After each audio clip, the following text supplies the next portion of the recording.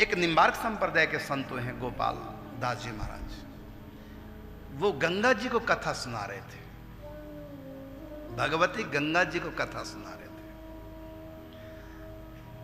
तो जब कथा पूरी हुई तो एक संत, दो ही थे बस, सुनाने वाला और एक संत झाड़ियों से निकल के बैठ जाते थे हरिद्वार गंगा किनारे, लेकिन उनका लक्ष्य गंगा जी को कथा सुनाना था।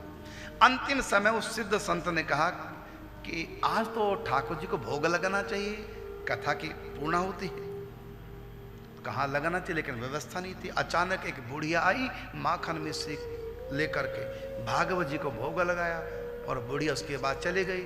और फिर जब इन्होंने माखन मिश्री खाया, श्री गोपाल दास जी महाराज ने समझ गए ये माखन मिश्री इस दुनिया को तो नहीं है।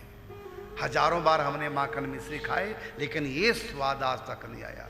फिर लगा पता बुढ़िया कोई और नहीं थी, स्वयं भगवती गंगा महारानी थी कि तुमने मुझको कथा सुनाई है, अब मैं भी तुमको श्री कृष्ण का भुक्त प्रसाद दूं। और फिर ऐसे प्रेमी बन गए, एक बार कथा सुनाने से भगवती गंगा माता को निष्काम भाव से एक बार कथा सुनाने का फल मिला। बाद में वृंदावन में आए और छिपी गली में उनका स्थान है। उन्हीं के शिष्य हैं गोपाली बाई और उनके पति हंसराज जी, जो बरसाने में बिलासगढ़ में रह करके जिन्होंने राधा माधव की प्राप्ति की है। ये उन्हीं के गुरु जी की बात है। उनके शिष्य से हम मिले, श्री बंसीधर जी उनका नाम, अब तो सिर छोड़ गए, वो भी बिलासगढ़ में रहते थे।